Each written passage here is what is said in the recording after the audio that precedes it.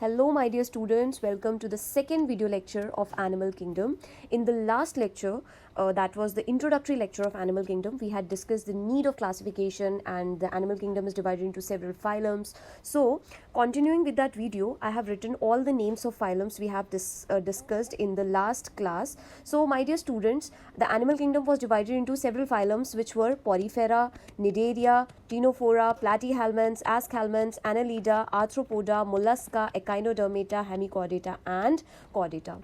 As you go downward, my dear students, as you go downwards, the Animal Kingdom, as you go downward the phylum, you can say, the complexity of organism will increase. Complexity का मतलब क्या होता है बच्चों कि जैसे कि मान लीजिए पॉरीफेरेंस की अगर मैं बात करती हूँ तो पॉरीफेरेंस की बॉडी में सिर्फ सेल्स प्रेजेंट है, जबकि हम कॉर्डेटा की अगर बात करते हैं तो कॉर्डेटा में हम आते हैं, हमारी बॉडी में सेल से मिलके टिश्यू भी बन चुके हैं, टिश्यू से मिलके ऑर्गन भी बन चुके हैं, ऑर्गन से मिलके ऑर्गन सिस्टम्स भी बन चुके हैं जैसे कि digestive system, reproductive system. So obviously हम पॉरीफेरेंस से ज़्यादा कॉम्प्लेक्स हैं. सो जितना ज़्यादा आप नीचे जाते जाओगे कॉम्प्लेक्सिटी बढ़ती जाएगी my dear students. Do you understand this? Now proceeding forward, हम इस वीडियो में बेसिस ऑफ क्लासिफिकेशन पढ़ने वाले हैं बच्चों कि what is basis of classification. मतलब अगर मान लीजिए फॉर एग्जांपल मुझे कोई भी एक इंसेक्ट मिलता है, राइट, लाइक मान लो मुझे बटरफ्लाई मिलती है, मैं बटरफ्लाई को कौन से वाले फाइलम में रखूँ ये मैं कैसे डिसाइड करूँगी? सो कुछ ना कुछ आप ये समझ लीजिए कि कुछ ना कुछ फीचर्स होने चाहिए जिसके बेसिस पे मैं बटरफ्लाई को आर्थ्रोपोडा में रखने वाली हूँ, राइट. सो वो क्या बेसिस हैं, वो क्या पॉइंट्स हैं जिनके बेसिस पे मैं बटरफ्लाई को आर्थ्रोपोडा में रखूँगी, राइट. सो हम उन पॉइंट्स को डिस्कस करने वाले हैं बच्चों. सो बेसिस ऑफ क्लासिफिकेशन में सबसे पहले हम डिस्कस करने वाले हैं बच्चों, सबसे पहले first of all we will discuss body organization. कि बॉडी ऑर्गेनिज्म की बॉडी सेल्स में डिवाइडेड है, टिश्यू में डिवाइडेड है, ऑर्गन में डिवाइडेड है या ऑर्गन सिस्टम्स बन चुके हैं. I will discuss this in detail. Second I will discuss body symmetry. Body symmetry का मतलब क्या होता है बच्चों कि अगर आप उसको कट करोगे इक्वल हाफ में तो वो डिवाइड होगी इक्वल हाफ में या नहीं होगी. So that is we will discuss it. Then we will discuss germ layer. Germ layer क्या होता है या किस बेसिस पे आप क्लासीफाई करते हो. Then we will discuss body plan. ठीक है, किस तरीके का उनका बॉडी प्लान है. Then very important I will be going to discuss the coelom. Okay, then we will discuss notochord. Again very important, notochord, right. Then we will discuss about segmentation also, segmentation, or you can say segmentation and metamerism. Okay, then on the basis of systems we will divide. So systems में majorly हम यहाँ पे discuss करते हैं digestive system बच्चों and circulatory system. सो दो systems के basis पे हम इनको क्लासीफाई करते हैं.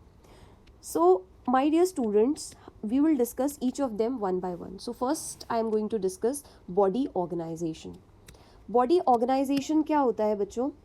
लाइक फॉर एग्जांपल अगर मुझे कोई भी XYZ ऑर्गेनिज्म मिलता है, जैसे मान लीजिए मुझे पॉरीफेरन मिलता है, सो मैं ये चेक करूँगी कि उसकी पूरी बॉडी सेल्स से बनी हुई है या उसकी बॉडी में सेल्स से मिलके टिश्यूज़ बन चुके हैं या उसकी बॉडी में टिश्यूज़ से मिलके ऑर्गन बन चुके हैं या पूरे सिस्टम्स प्रेजेंट हैं. सो इसके बेसिस पे, बॉडी ऑर्गेनाइजेशन के बेसिस पे बच्चों, ऑर्गेनिज्म को हम 4 पार्ट में डिवाइड करते हैं. First is cellular level of organisation, then second is tissue level of organisation, then third is organ level of organisation, then fourth is organ system level of organisation.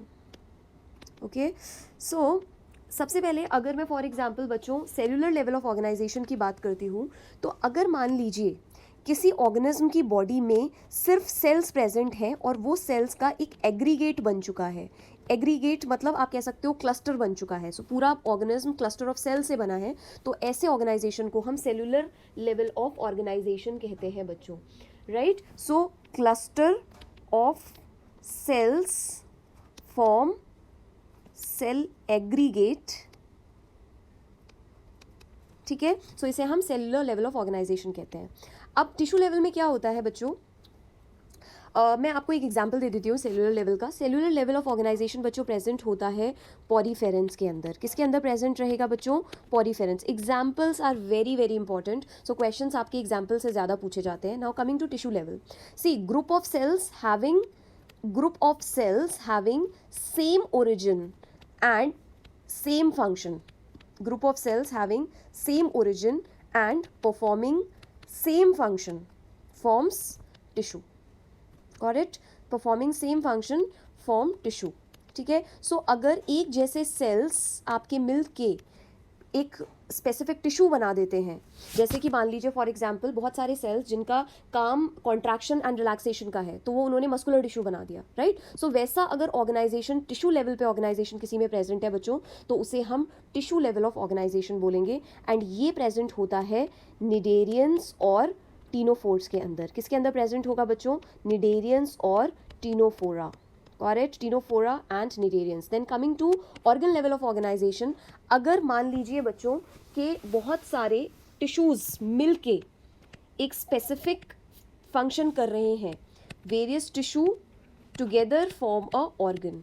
ढेर सारे tissue मिलके एक organ बनाते हैं, right. सो उसको हम organ level of organisation बोलते हैं. ऐसा ऑर्गेनाइजेशन देखा जाता है प्लैटी-हेल्मंथ्स के अंदर. किसके अंदर बच्चों देखा जाएगा? प्लैटी-हेल्मंथ्स के अंदर. Then coming to organ system level of organization. Organ system में बच्चों क्या होता है कि ग्रुप ऑफ ऑर्गन्स जो कि एक फिजियोलॉजिकल एक्टिविटी परफॉर्म कर रहे हैं. क्या बोला बच्चों मैंने? Group of organ together performing one physiological function. A physiological function. तो ये क्या बनाते हैं बच्चों? They form organ system, right. तो वो क्या बना देते हैं बच्चों? ऑर्गन सिस्टम फॉर्म कर देते हैं वो. सो अगर मैं सिंपल आपसे बोलती हूँ कि ऑर्गन सिस्टम का एग्जाम्पल क्या होता है, तो इसके बाद वाले प्लैटी-हेल्मंथ्स के बाद सब ऑर्गन सिस्टम में आते हैं. मतलब एस्क-हेल्मंथ्स से लेके आपके कौन तक? Aschelminth, annelid, arthropod, mollusc, echinoderms, hemichordate and chordate. इन सब के अंदर organ system level of organisation present होता है. So this was the first basis of classification, that is body organization. Got it? Now after this we will discuss the second basis of classification, that is body symmetry. So the second one is bachcho body symmetry.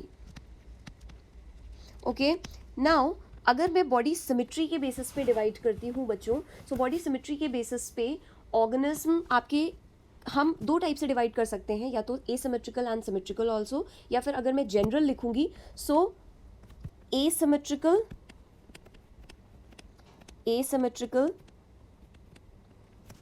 Radially symmetrical,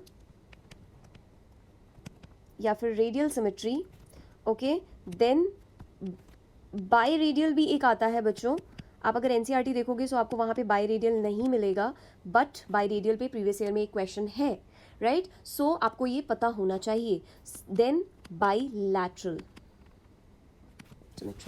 okay, so क्या होता है? What is this? Let me explain this to you. So अगर भी biology में किसी भी चीज़ के आगे ए लग जाता है बच्चों, you have to write no in front of it. मतलब ए मतलब नो. एसिमेट्रिकल मतलब इस ऑर्गेनिज्म के अंदर कोई भी सिमेट्री नहीं है, no symmetry present. Okay, no symmetry present मतलब जैसे कि पॉरीफेरेंस होते हैं, अभी आपने देखा उनमें सेलुलर लेवल ऑफ ऑर्गेनाइजेशन होता है. तो सेल तो किसी भी पैटर्न में एग्रीगेट बना सकते हैं. सेल इस तरीके से भी अरेंज हो सकते हैं, सेल इस तरीके से भी अरेंज हो सकते हैं, सेल आपके किसी भी फॉर्म में अरेंज हो सकते हैं बच्चों, राइट. सो अगर मान लीजिए फॉर एग्जाम्पल ये एक एग्रीगेट बन गया है.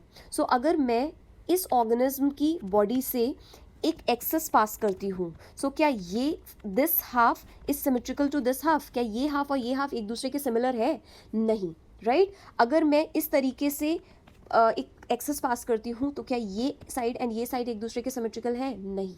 सो सिंपल सा इसका डेफिनेशन क्या हो जाएगा? एनी, आप सिंपल सा क्या बच्चों डेफिनेशन लिखोगे? Any line passing through the organism can not divide body into equal half. या क्या लिखोगे बच्चों? एनी लाइन या एनी एक्सेस भी आप लिख सकते हो, passing through the body can not divide organism into two equal halves.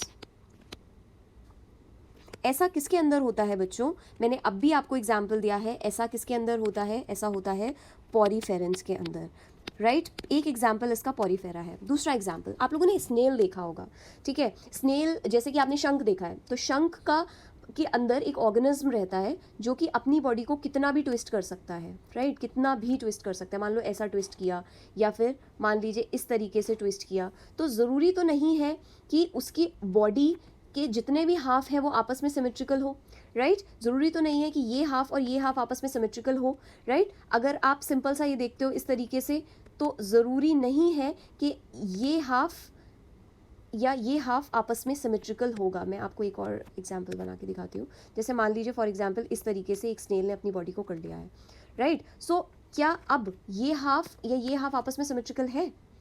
No सिर्फ ऐसा ही नहीं, वो अपनी बॉडी के ऑर्गन्स को किसी भी तरीके से ट्विस्ट कर सकता है, राइट सो जिसकी बॉडी के ऑर्गन्स पूरी तरीके से ट्विस्ट हो जाएंगे, इस प्रॉपर्टी को बोलते हैं टॉर्शन। सो टॉर्शन की प्रॉपर्टी की वजह से स्नेल्स जो होते हैं, जितने भी स्नेल्स हैं ये आते हैं गैस्ट्रोपोडा के अंदर, मोलस्क में, राइट सो जितने भी गैस्ट्रोपॉड मोलस्क हैं इनके अंदर प्रॉपर्टी होती है टॉर्शन की। सो इस वजह से बच्चों ये एसिमेट्रिकल होते हैं, इनकी बॉडी को आप तो इक्वल हाफ में डिवाइड नहीं कर सकते हो। So this was asymmetry. Now next I will be going to discuss is radial symmetry. Now talking about radial symmetry, बच्चों मान लीजिए फॉर एग्जाम्पल मेरे पास ये एक ऑर्गेनिज्म है, राइट अगर इस ऑर्गेनिज्म की बॉडी को मैं इससे एक एक्सेस पास करती हूँ, एक लाइन पास करती हूँ, सो इसका ये हाफ और ये हाफ आपस में एक दूसरे के सिमिलर होगा, ठीक है। अगर मान लीजिए मैं इसके सेंटर से ये दूसरी लाइन पास करती हूँ, so this half will be equal to this half, right अगर मान लीजिए मैं ये लाइन पास करती हूँ तो again this half will be equal to this half, right so इससे क्या पता चलता है बच्चों? इससे ये पता चलता है कि अगर आप एक ऑर्गेनिज्म की बॉडी से के सेंटर से कोई भी एक्सेस या लाइन पास करते हैं, सो इसकी body will be divide into two equal half. So any line passing through the center, okay my dear student, passing through the center can divide organism into two equal half, okay can divide organism into two equal halves, got it। now इसका example क्या होता है बच्चों? इसका example होता है poriferans के बाद क्या आता है बच्चों? निडेरियंस। सो निडेरियन इसके एग्जाम्पल होते हैं निडेरिया, एक्चुअल एग्जाम्पल निडेरिया है। दूसरा टीनोफोर्स भी आपकी एनसीईआरटी के अकॉर्डिंग अगर आप चलोगे तो टीनोफोरा भी इसके अंदर आ जाता है, बट एक्चुअली टीनोफोरा के अंदर बाई रेडियल सिमेट्री होती है। बट अगर आप NCERT, because you have to follow NCERT बिल्कुल डायरेक्टली, एनसीईआरटी की लाइन बाय लाइन फॉलो करनी है, सो टीनोफोर्स को हम डायरेक्टली यहाँ लिख सकते हैं, but for your information I will explain biradial symmetry as well. Other than that अगर आप स्टारफिश को देखते हो बच्चों, सो स्टारफिश जो होती है इसकी बॉडी पेंटाडेक्टाइल होती है, ठीक है। सो अगर आप इसकी बॉडी को इस हाफ में और इस हाफ में डिवाइड करोगे, सो ऑब्वियसली सिमिलर आएगा। ऐसे ही अगेन ऐसे आप डिवाइड कर रहे हो, then again similar. So same चीज़ है कि ये किस में आती है आपका, अगर मैं स्टारफिश की बात करती हूँ तो स्टारफिश आती है एकाइनोडर्म्स में। सो एडल्ट एकाइनोडर्म्स जो होते हैं बच्चों वो क्या होते हैं? रेडियल सिमेट्री उनके अंदर आती है। एडल्ट एकाइनोडर्म्स में रेडियल सिमेट्री होगी, बल्कि अगर लार्वल फॉर्म की मैं बात करूंगी तो उसमें बाइलैटरल सिमेट्री होगी, दिस वन, ठीक है। But adult echinoderms are radially symmetrical. Now coming to the next one,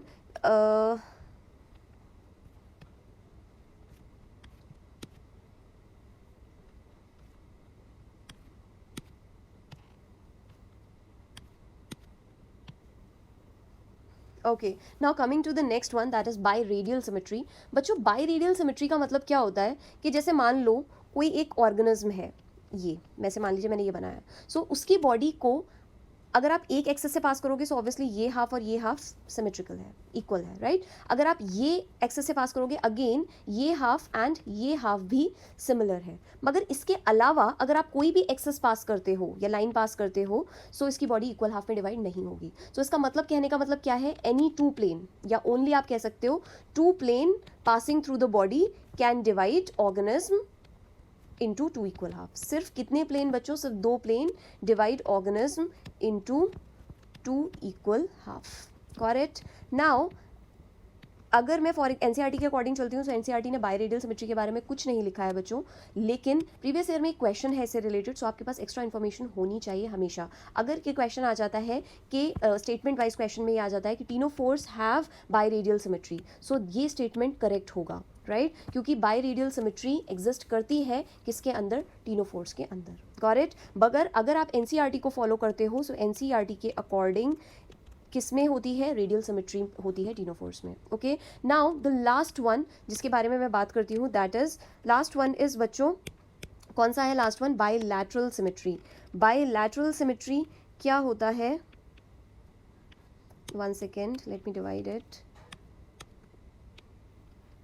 okay, so bilateral symmetry की बच्चों अगर मैं बात करती हूँ, सो अगर मैं एनसीईआरटी का एग्जांपल दूँ तो एनसीईआरटी ने एक क्रैब बना के दिखाया हुआ है। ओके, अगर मैं सिंपल तुम्हारा एग्जांपल देती हूँ, लाइक फॉर एग्जांपल मैं ह्यूमन का एग्जांपल देती हूँ। सो अगर मान लीजिए मैं आपकी बॉडी को ऐसे हाफ में डिवाइड करूँगी, सो this half and this half is almost आपका इक्वल, राइट, सिमिलर है, similar you can say, right. लेकिन अगर मैं इस तरीके से अगर बॉडी को डिवाइड करती हूँ, so this half is not symmetrical और not equal to this half, right. So single plane, सिर्फ एक प्लेन जो है वो बॉडी को डिवाइड कर रहा है टू इक्वल हाफ में, सो इसे कहते हैं bilateral symmetry. So only one plane passing through the body can divide it into two equal halves. इसको क्या बोलते हैं बच्चों, इसको बोलते हैं बायलैटरल सिमेट्री। बायलैटरल सिमेट्री बाकी सब में प्रेजेंट होती है, जितने भी बचे हैं ना बच्चों, सब में बायलैटरल सिमेट्री है। बचा क्या क्या है, बचा है आपका टिनोफोरा के बाद क्या आता है, प्लैटीहेल्मिन्थ्स। प्लैटीहेल्मिन्थ्स में रहेगा, ठीक है, प्लैटीहेल्मिन्थ्स से लेके कॉर्डेट्स तक आपका यही है। इनफैक्ट हमने गैस्ट्रोपॉड मोलस्क को छोड़ना है और एडल्ट एकाइनोडर्म्स को छोड़ना है। एकाइनोडर्म्स के केस में सिर्फ लार्वा के केस में बायलैटरल सिमेट्री रहेगी। सो this was about symmetry, got it? So in the today's lecture we'll discuss this, rest of the basis of classification हम next lecture में discuss करेंगे। I hope आपको समझ में आया होगा आज की class. Bye bye, take care my dear students.